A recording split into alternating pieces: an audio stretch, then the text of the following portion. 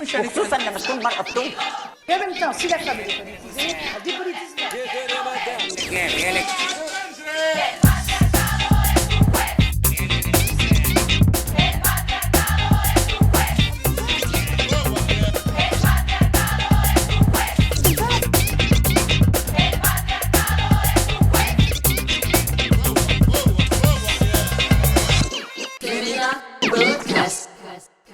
Hello.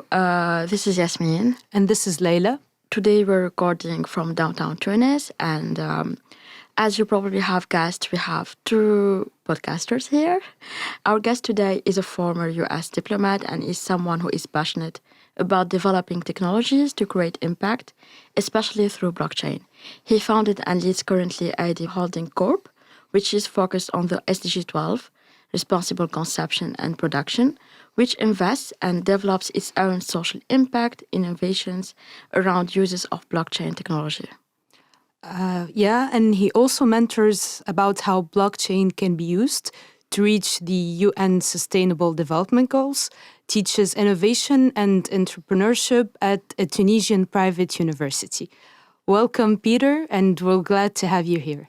Thank you. It's my pleasure, my honor to be here. So thank you for having me today. Thank you. So the topic that as you most have guessed so far, the topic that we're going to tackle today is mostly about blockchain.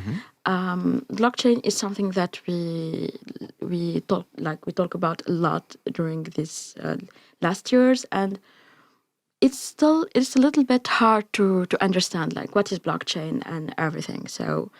And usually there's a lot of misunderstanding and confusion when we talk about blockchain. It is usually quickly related to Bitcoin and cryptocurrency. So let's cut down to the chase and let's clear that confusion and define what is really blockchain and how it is different from what we've mentioned. Excellent. Thank you. That's a great starting point. So to start with, Bitcoin is the first blockchain. It's the first implementation of blockchain. And because of that, people often think about payment systems and about digital payments and digital currencies. But that's only a tiny fraction of what it can do. And maybe in its essence, it's almost a more boring thing. It's a digital ledger. It's a digital record-keeping system. And in that sense, if I record some data into the blockchain, instead of it being in one point, like in one computer or in one record book, one ledger, where one person could delete it, could change it, it's encrypted and it's shared across all of the computers within that network. So that is what makes the big difference. And why does it make a difference? Why does the sharing of the data make a big difference?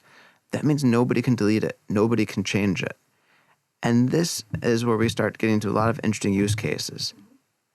Now that we have this transparency and the data that can't be changed, that can't be deleted or edited, whether it's anti-corruption, whether it's proving an artist created something, whether it's knowing where transactions came from, whether it's even encrypted communications and proving a record that a message was sent, these kind of record-keeping use cases are actually the most exciting. And this is where we see a lot of different directions, a lot of applications can go from this. So what is the criteria needed for blockchain to be implemented in any field? The criteria at the most basic side is really more on the people side. The technology has gotten simpler and simpler. If you have a smartphone, if you have a tablet, if you have a computer, and if you have an internet connection, there can be the ability to create an account. And you need some way, of course, to get funding into that account. Maybe that's having access to a debit card, access to a credit card, a traditional bank account. So people still need access to finance at some level to initially enter the system. However, the usability and the way the systems are made have become easier and easier to use. So now it's more about convincing people that they want to use it and that they accept it, that they recognize that this data that's stored within the system is valid. Whether this is recognizing that, okay, there's a record that shows this artist recorded this piece of music at this time period, that say the courts or any legal bodies may recognize that, wow, that's a valid proof. That's a document that we'll look at to prove that this artist was the first one to create this thing. Similarly, there's records being kept in some countries of housing ownership, of healthcare records, of getting people to recognize that, to use it in some cases as well, it's university diplomas that are going on to it to prevent fraud in that space of people claiming university degrees they don't have. If you have that clear verification and it's recorded in the system and it's recorded throughout all these computers in the system, people cannot falsify these things. And so that transparency and that level of trust we can have, that we see exactly who entered whatever piece of information, who put it in, and that somebody's validated who that is, whether it's a university who's entered data that you finished a degree someplace, whether we know that that's the ID of that artist, and now we see proof of that artist creating it, and maybe other artists even commenting on it or adding to it or building upon it. We have ways that we can transparently share data, prove things, and people simply know where information came from and what its source is.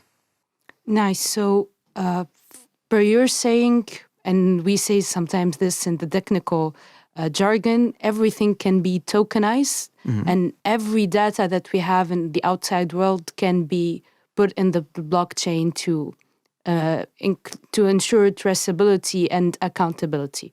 It can be, yes. And this is the question of sometimes of if it's worth doing or not.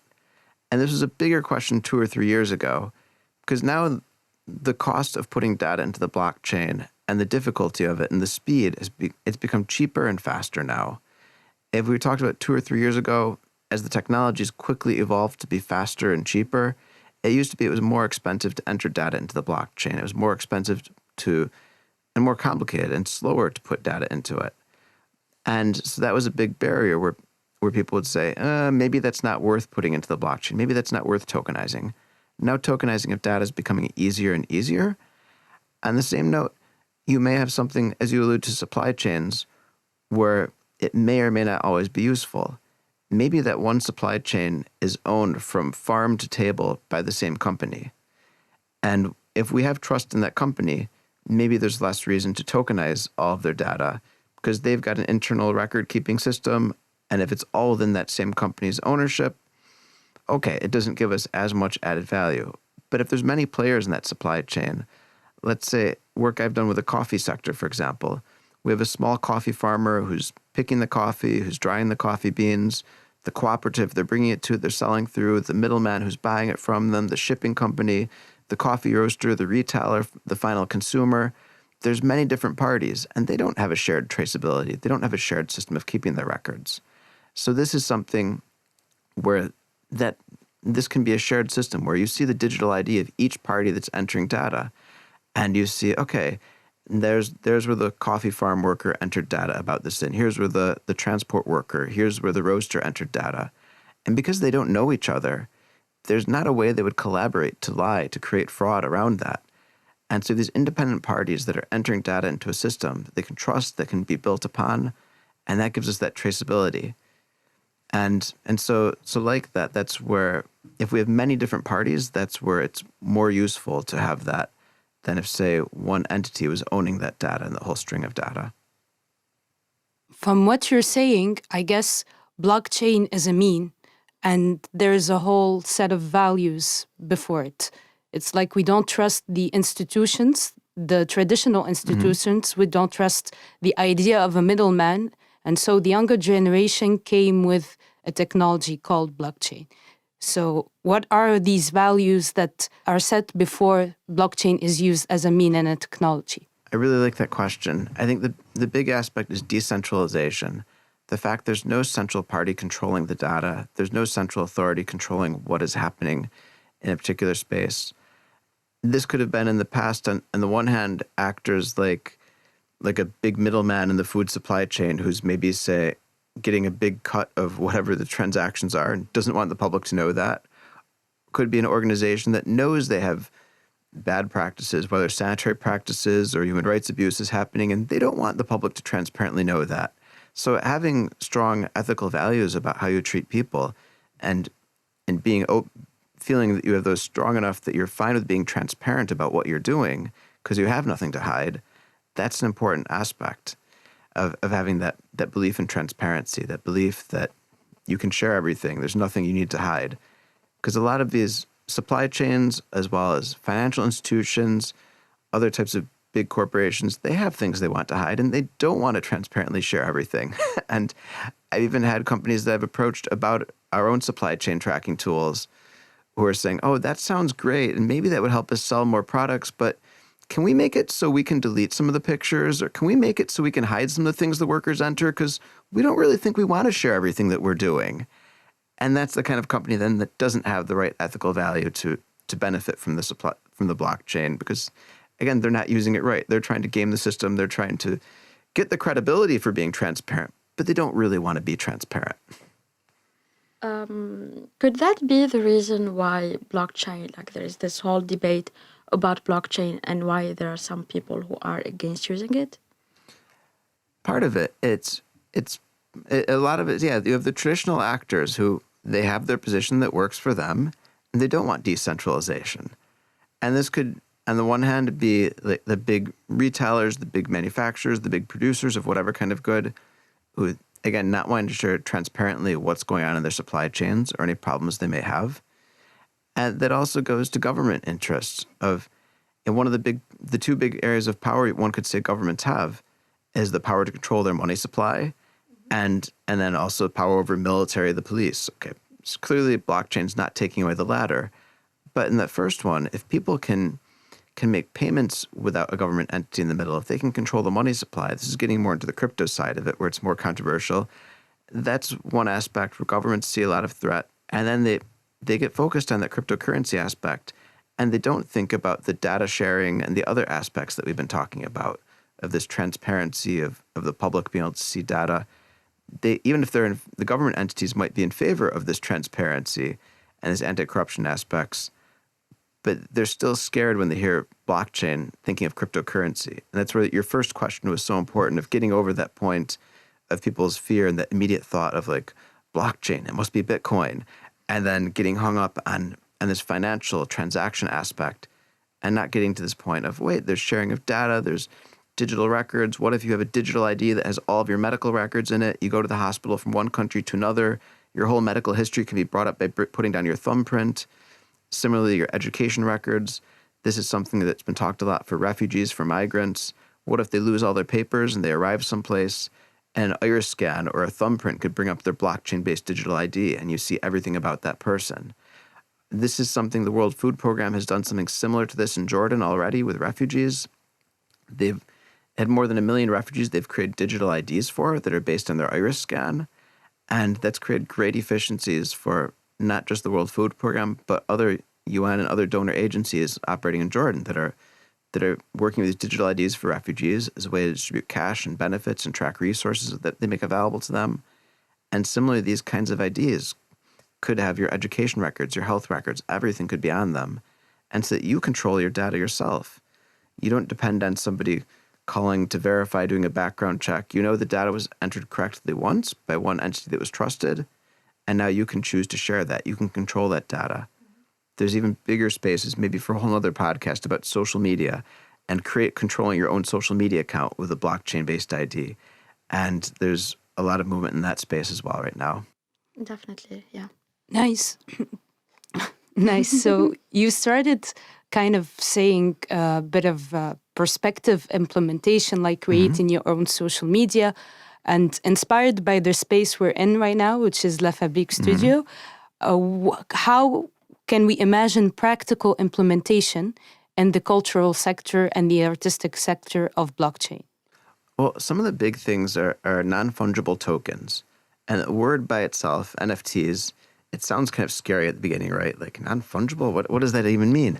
This is the idea that if you have a fungible token is something like cryptocurrency, right? Where every single one of them is the same. You can break into fractions of it. Like I can say 1 Bitcoin is broken into 1 million Satoshis or whatever smaller unit. With a non-fungible token, you've got a digital ID that's tied to that one specific thing. And you could say there's more than one of that thing, but you create a limited number of them. Maybe we say that there's one specific piece of art, and it's either a digital piece of art or it could be a digital certificate that's tied to a real physical piece of art. But by creating that, there's this digital record that either this physical piece of art or this music that you've created that proves you're the creator of it. You made it. There's the time and the date stamp of when it was created, of when it was minted, they would say, for creation. And even if you don't have a lawyer, you don't have copyright that you're proving or patents on something, you can show, no, look, but here's a record. You know that this is in the blockchain. It's unchangeable. It can't be deleted. It can't have been edited. I really created this thing in 2015, 2017, whatever year. And if somebody else is copying you and taking up your idea, you can prove really when you created it. The other aspect about NFTs that's super exciting is they have something called smart contracts as part of it. And these smart contracts are things that just happen automatically. And in the case of an NFT, this could be that that piece of art gets resold. Automatically, the original producer of the art, they'll be paid a percentage, whatever percentage is put into the original smart contract. So maybe somebody has a photograph they've taken and it's being reused and it's being put into several different pieces of media. And normally they would have to chase down the media outlets that are using it to try to get attribution, to prove it was theirs, to try to get paid for that art that they've made. Now, if they've bought through the correct processing, all right, we're going to buy the rights to use that picture, that NFT is going to then automatically pay the original producer, as well as potentially the intermediary owners of the photo, but it'll automatically happen. There's no action needed. Just when I buy the right to that picture, and let's say Mohammed created the picture, and I'm buying it directly from you first, you're going to receive payment from me. Mohammed, as the original creator, is going to then receive his percentage of the payment, and he doesn't take any action to do so. And same thing could be done with music, and is being done with music in some cases. Each time that song gets played, instead of having to chase somebody down for the royalties, it just automatically being transferred back the payment. Now, in practice, the theory is there. In practice, we still see the traditional method happening. But if this would become more widespread, this is a great way for creators to guarantee that they get income, or if not a major income, at least proper respect that they created the thing they made, that they're the owner of it, they're the creator of it, and it can be new ways for them to monetize their work as well. So you talked about giving value to the artists, and you talked about kind of something being traceable, especially in the history of an artwork. Can we have other implementation of blockchain, for example, crowdfunding for movies? Yeah.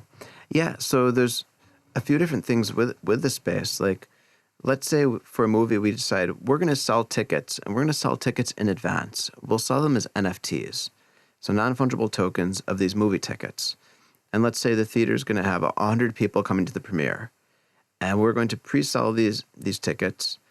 You buy the NFT, you've got this digital ID, and it could have a graphic, could actually be very artistically done as well. And you've pre-bought your ticket now to this event, so they've got money in advance to make the film. But you could resell this NFT on the secondary market. Or you could keep this NFT even after the film and say, like, this digital piece of art is proof that I was one of the early supporters. Or the NFT could be a badge that gives you extra rights, like websites that have like rooms that you would enter using an NFT as your ticket. And so maybe there's special online events, special exhibitions, special access to events with the artists, that your NFT would be the badge that you would use to enter that. On the other hand, this pre-funding type idea, it's modeled on something we've seen so far in the textile space. There was something that one of the big exchanges called Uniswap, they created half as a joke, half as a serious project, something called Unisocks. And they created 315 pairs of white athletic socks, just plain white socks. And they created a blockchain-based digital ID, an NFT, for each one of these. They started selling these NFTs for $15 each. You could exchange the NFT for a real pair of physical socks. Just like if you bought the movie ticket, you could exchange that for real entry to go to the movie as well. But people started reselling this. It became so popular that now these 315 tokens for these socks are all sold out, and they're trading for about $120,000 each. Because this is a limited edition special thing, and everybody wanted to be the first one to say they had it. So in the same way, if for an art project, if you had a limited edition special thing, whether it's special first access to go to an event, special access to have events with the artist, whatever like special access you're getting through this could be something people could trade, but also that you could sell well in advance of the event as a way to raise funds and to start out getting ready for a project. So what is the benefit to anyone involved in the cultural sector, like while using blockchain? and maybe NFTs as well. So one of the things, again, is if they're tracking the things they've made, tracking their own artwork, their own production, whatever it is, they can have that record of what they've done in the creation process and prove that they're the creator, they're the person who made that thing. As well, then, this idea of creating NFTs of their artwork, it could be another financial stream, another way to have income coming in, so to help support artists, show what they've been doing. It also could be digital IDs as a way that they can make their payments, that they could receive payments. And this could be something like a Patreon type thing where people who want to sponsor the work of a particular artist, who want to offer contributions towards the artist, they could globally easily make those transactions. Like there's one website, for example, where you can tip people if you like what they've done. They have a system called diamonds that you can give them. And those diamonds, if you translate it from their cryptocurrency to something real, could range from being like the equivalent of 10 milliams each to maybe up to 200 dinars each. And so but you'd pick, and you have to have the right amount of cryptocurrency to give them that tip. But you could look at a piece of art, and maybe you're not even buying it. You like their artwork. And you could be any place in the globe, and you could, instead of clicking on a like button like on Facebook, it's a Facebook-style page, but you would click the diamonds button, and you'd click how many diamonds you want to give them or what value of diamonds. And again, that diamond in their case is a cryptocurrency that you convert to. But this is something where now, if I'm say in New York and I see the work of an artist here, and traditionally, if I wanted to send them a tip because I liked their work, how would I do that? Would I do a bank wire and spend $60 to send them $5? Do I use Western Union? Do I send them a check or even go into PayPal and pay transaction fees for that? And then PayPal with a cross-border issue presents its own challenges. With this, I could just click, just like clicking like on Facebook, and it'll transfer into that person's account. So this could be a way that artists as well could get more recognition and more funding from people globally who want to be patrons, who want to support their work. We still run into the cross-border issue of conversion of cryptocurrency into local domestic currency and how that's taxed and what regulatory issues we might face with that. And that's, again, a challenge that we see differing issues from country to country.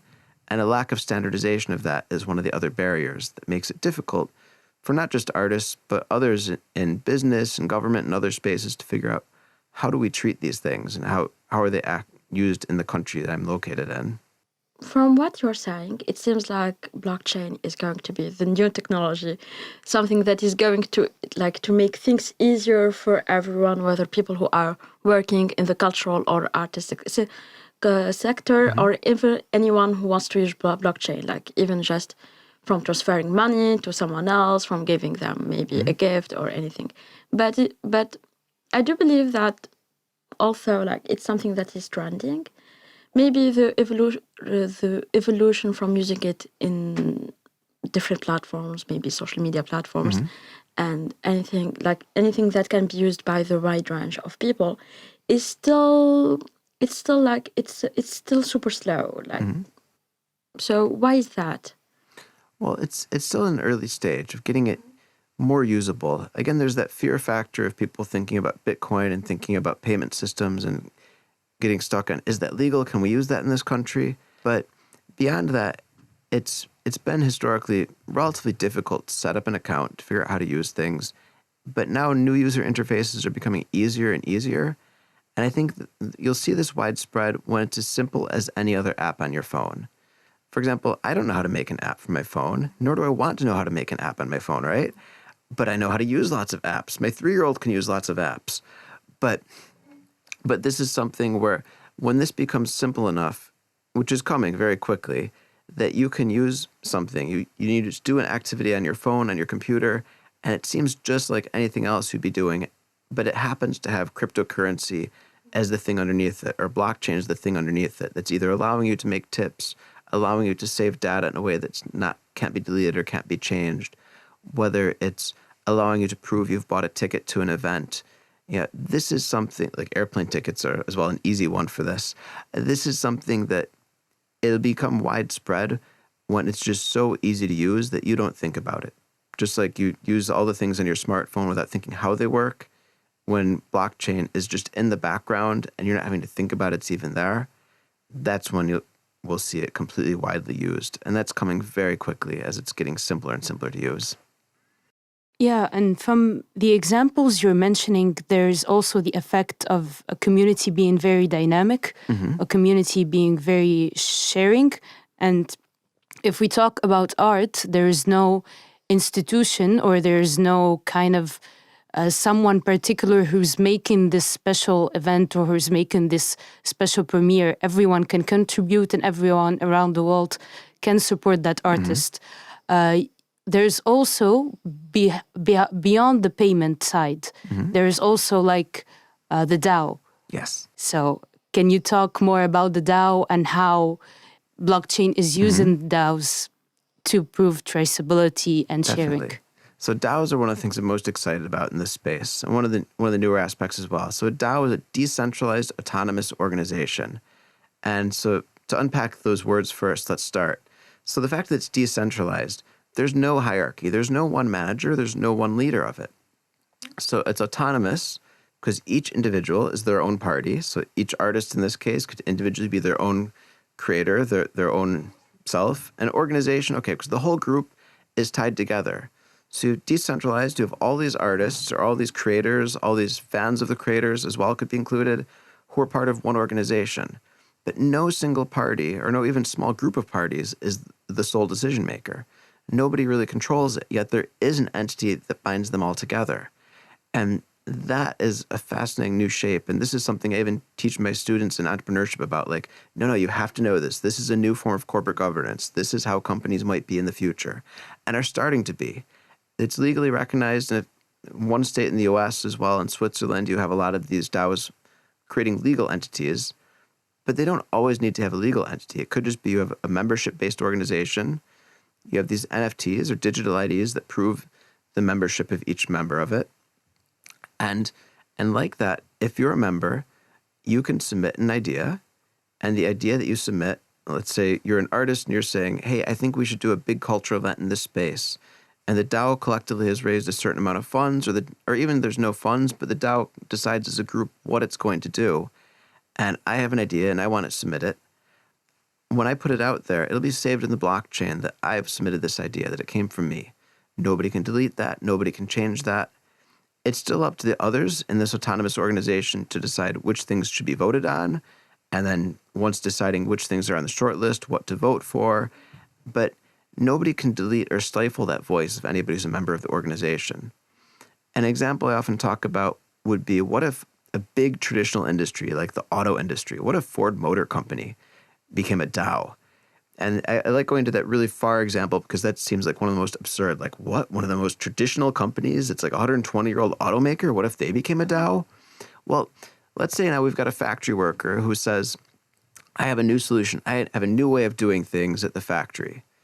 And that factory worker normally would have one of three things that would happen. They would tell their boss, and their boss would say, no, that's a stupid idea. They would tell their boss, who would say, that's a brilliant idea. Let's go tell everybody, and hopefully they get some promotion, some credit for it. Or they have the third option where the boss says, yeah, that's a brilliant idea, and I'm going to take it because I'm the manager, and I'm not going to give any credit to you. And it's most often that first or that third option, right? Either they said no and the idea died right there, and nobody else in the organization heard about it, or that third idea where the boss is taking credit for the work of what someone's done. In a decentralized autonomous organization, there is no clear boss. There could be people who are doing leadership roles in some way of leading the community, but that idea gets out there and it gets shared and it's recorded in the blockchain. Everybody knows where that idea came from. So in that Ford Motor Company example, if, say, a factory worker in Mexico came up with a really good idea and they put it out there, it wouldn't be up to their boss to say yes or no to it, but other workers then, say, in Thailand, in the US, in Germany, and other locations may see that and be like, yeah, that idea fits for us too. And they raise attention to it. And then eventually people start voting on that idea and discussing that idea. And nobody can stifle it. Nobody can shut it down. So I see that same kind of model could be very powerful within civil society, whether it's the arts or other areas of civil society, of ways you could have a very flat hierarchy where you can share ideas and have joint decision-making, whether it's on strategies or whether it's on budgets, whether it's on projects to launch, that you have a transparent voting mechanism. It's very clear. You can't falsify it because everybody has to have logged in and have some kind of a digital ID that's been created for them to vote. You can also have the votes be a secret ballot still too. Whereas instead of being around a conference room and feeling pressured, like, do I raise my hand or not raise my hand? Everyone's looking at what I'm going to do.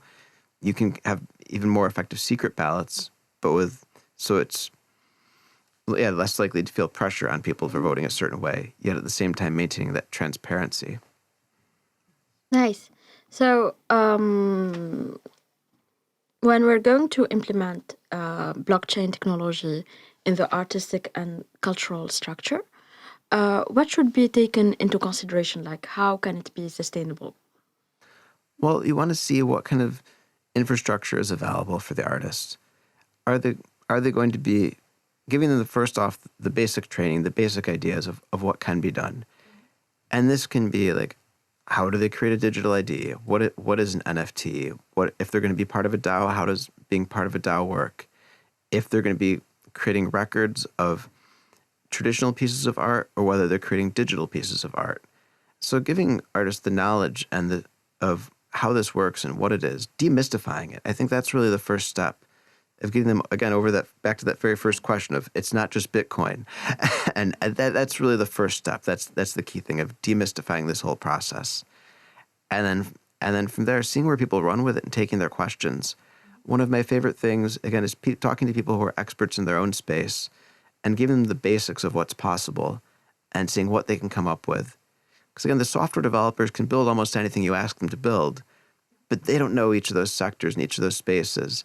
So if say we'd have a collaborative event where we brought together several software developers, and Tunisia's got great software developers, and did like a co-workshop with artists from different fields, with software developers, and then seeing, okay, let's talk together. What can we build? And creating those kind of collaborative spaces, that could be one option or one kind of first step that could be taken. Nice. And in creating those collaborative space, I always bring this when talking about technology. So we do not repeat the same mistakes that happens with machine learning or algorithm. Is it necessary to have or essential to have diversity in those collaborative spaces and parity while creating platforms for blockchain? I mean, I think diversity always leads to better ideas. If we have more diverse opinions, more ideas coming in, we're more likely to get better solutions and to think of everyone's perspectives so that we have ideas that fit for more people. As well, I think the diversity of ideas, not only does it lead to better solutions, but when these things go digital, it's one of the amazing things about blockchain is we can reduce the risk of discrimination, because now all of a sudden, if I see who the creator of piece of art is, and it's a 64-digit string of numbers and letters, as opposed to knowing that person's gender, nationality, etc., or if we're doing transactions, if we're doing some kind of business negotiation, if it's based on this kind of a digital ID, you don't have that same space for discrimination that you may have had in the physical world. So that's one of the things, not just with blockchain, but the digital world in general, where you can remove some of those prejudices that we otherwise might deal with. I think also when organizing events and inviting people to work on something like a hackathon on blockchain, it's good to include parity. And then I saw in your website, for example, the Ayadee Foundation, you said it's 50%. So Yes, it was. We're very proud that we managed to get that. When we did the hackathon for the Ayadee Foundation about food waste, the leadership who we reached out to, if we had as participants as well as mentors, as industry experts, that it was overall 50-50 male-female participation in the event. And I think that's very important. We still see in most countries more men than women in the tech space, especially as the software developers. And I think that really hinders us as a society, that if we leave aside a big part of our population from bringing their expertise to this space, we simply won't have as good of results as we would have otherwise. Okay, so we talked about blockchain, we talked about the basics, we talked about arts and the cultural, like how it can be beneficial for artists and anyone in any sector, really.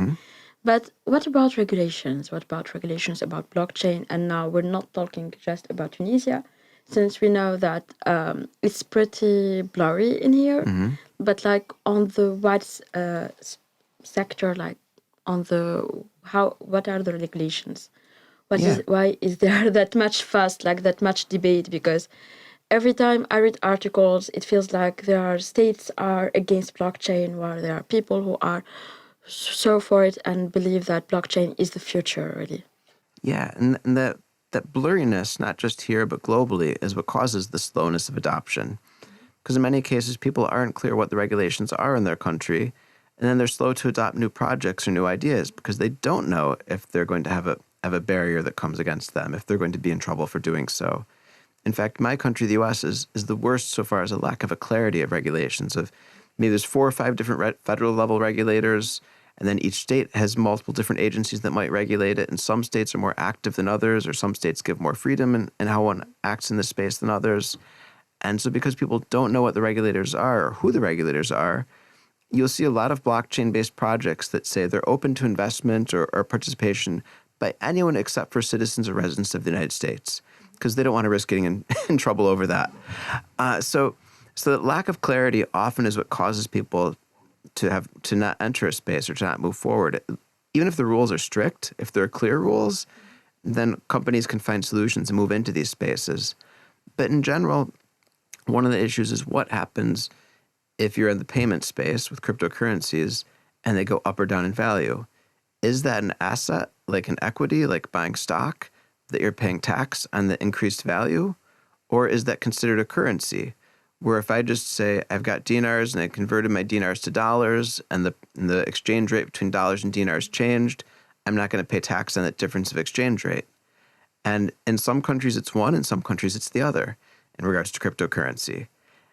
And as well then, because cryptocurrency is often the fuel or the underlying factor with many of the blockchain-based projects, people aren't sure how that will impact the projects they're working on or the projects that they're using. And so if there's going to be some kind of a taxable event, or even if they're doing a project that's fully based on, say, the traceability of supply chains, and they're tracing an agricultural supply chain, and they're not sure, will there be some regulator who's worried about how this interacts with the money supply or the payment side of things? And so that slows them down from getting into that space. On the other hand, it's been partly that the technology was slower. It was, even with some of the big networks like Ethereum, the transaction speed can be relatively slow. A lot of the newer networks and newer blockchain networks that have developed in the last 1, 2, 3 years are faster than the old ones. So now the speed at which things take place can be faster. So entering data, recording data, scanning something to see the history of a product, all these things are happening much faster than they did a year or two ago. And so this is becoming more and more usable. And again, the apps that we see on phones, things like that, they're becoming closer to what you just see as your normal phone app, as opposed to something special or something extra where you need to have extra knowledge to use it. So it's simply all becoming more usable than it was in the past as well, more accessible. I was actually going to ask about what is blocking stakeholders from using blockchain, but I think that you already answered that question. Okay, so blockchain really seems that's something terrific. And personally, like, I used to have a general idea from what is blockchain and everything, but from this discussion, I'm having I'm getting a lot of knowledge from this. Mm-hmm. But what is actually I'm wondering about is if there are any cybersecurity threats and concerns about blockchain, since it's a digital technology, everything is going to be digital, you're going to be having a digital ID and everything. So what are the threats and concerns when it comes to cybersecurity? That's a very, very good, very important question. I mean, so one of them, first off, is don't forget your key. Don't forget your equivalent of a password, because it's something that there's no central authority anymore. So if there's no centralized authority, you can't say, I forgot my password, Google reset my password. No, there's no central authority. You hopefully wrote it down on paper somewhere and didn't lose that paper, or you saved it in a flash drive and didn't lose that. But otherwise, you have generally a public and a private key. That public key is what you share with others that identifies you, and that private key is your password. But it's not as simple as just one word to remember. So with that, you have to, don't lose that, because decentralization has its benefits, but there's nobody to go to if you lose your things. like that you could risk losing access to that, to your information. Mm-hmm. And what you've entered into the system. So this goes beyond payments to say, what if your whole digital ID, what if your whole life and your records was in there? some new systems people are looking at are having things based on biometrics, like your thumbprint or a scan of your iris or a face scan. So in that case, you've got nothing to worry about losing, right? I mean, short of your thumb being cut off or a horrible accident and you're damaging your face. Yeah, so those are some aspects that are important. But on the cybersecurity side, there's, so far as data being hacked, things like that, if it's stored in one of the larger blockchain networks, like say it's the data is backed up on top, attached somehow to like the Bitcoin network or the Ethereum network or one of these larger networks, or if a public sector entity created its own network, but it had still millions of users or millions of participants in it. What's different with this compared to a traditional database is that you actually have to hack the majority of the computers in that network in order to get control of it.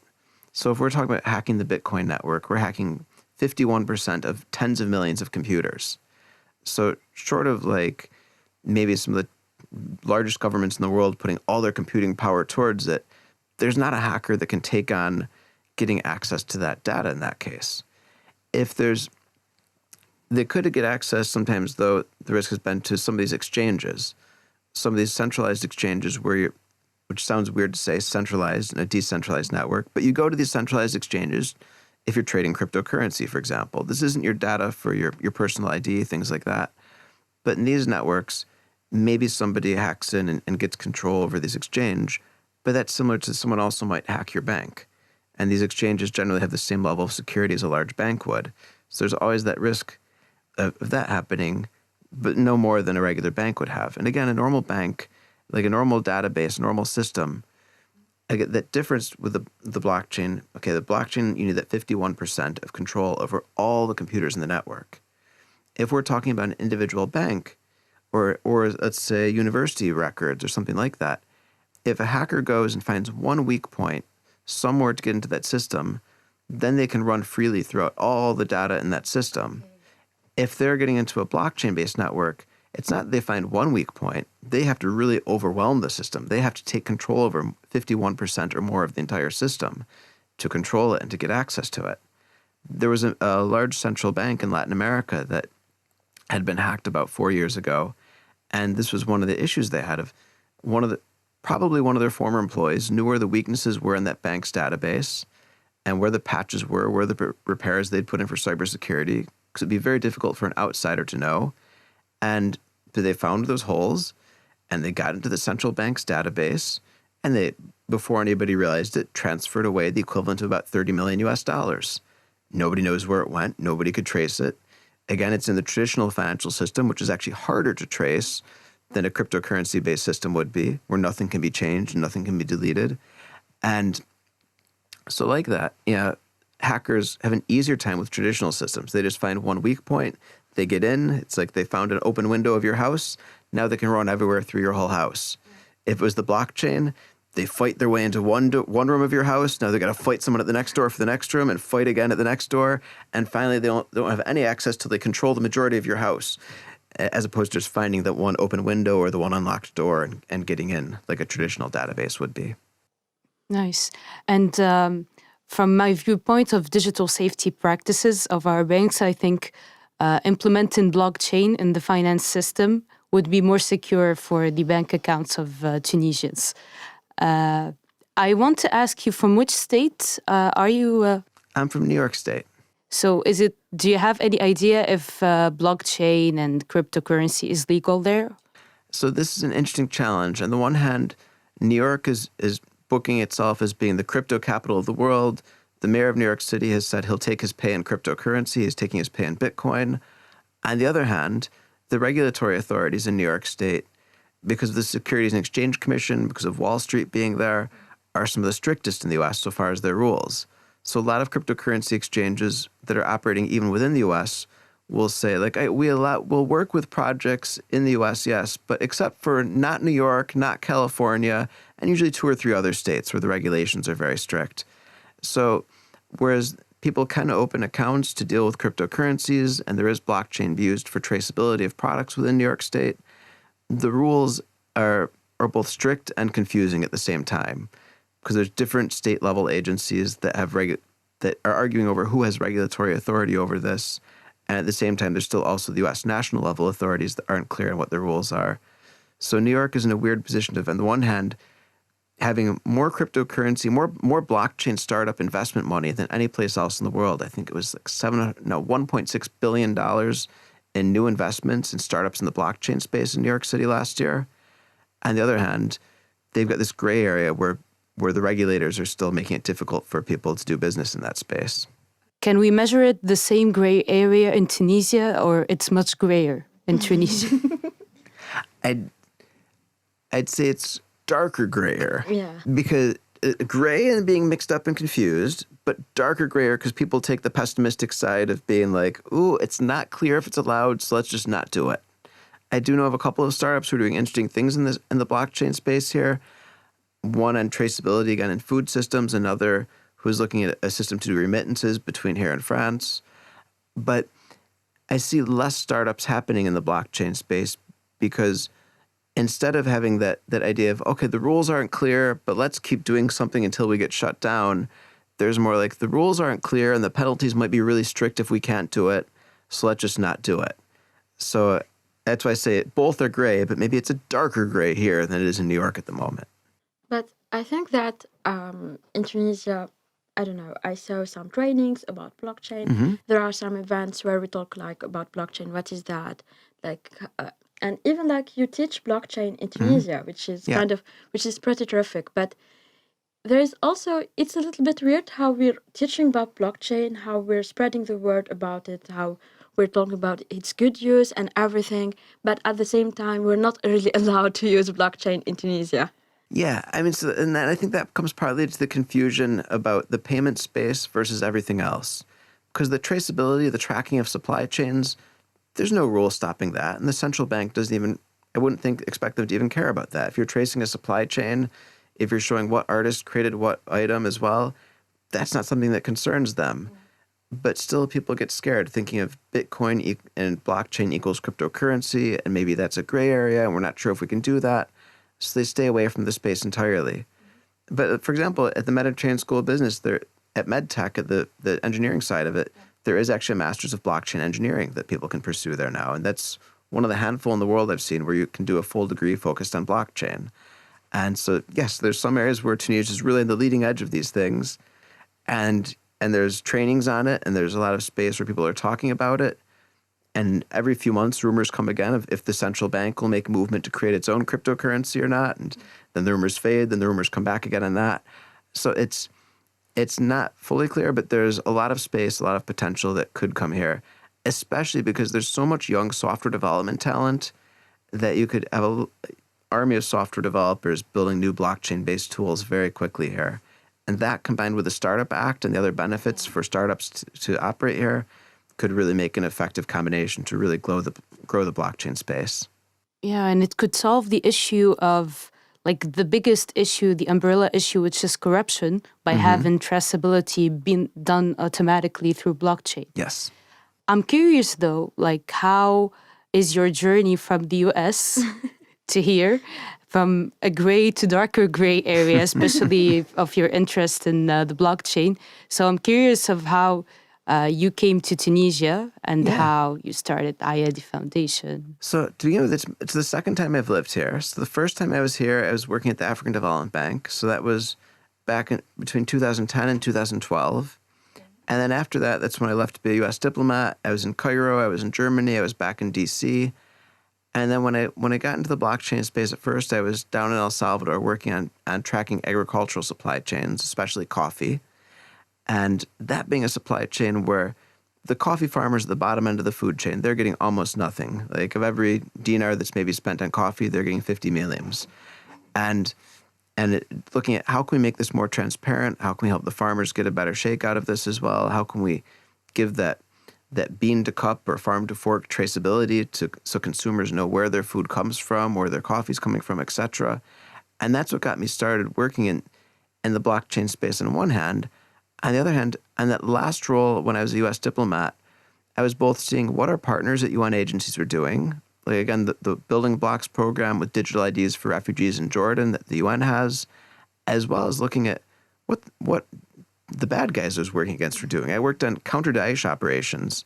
And so looking at what these terrorist groups were doing and what these violent extremists were doing, they were using cryptocurrency in some cases. They were using encrypted messaging. And so these kinds of things that were possible exposed me to what blockchain was as well. So seeing it from both the light and the dark side of what blockchain could be doing and how it was being used.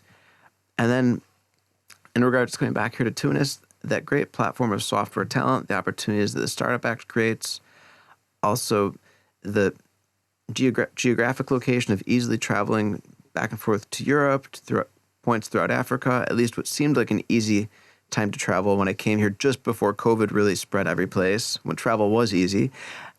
It seemed like a great location to be based. And again, I'd lived here before, had really enjoyed living here the first time, so it looked like a great space from which to expand the idea of the startup that I've been building, and also the work of the foundation to be able to be in a location where we'd more easily reach many of our partners as well.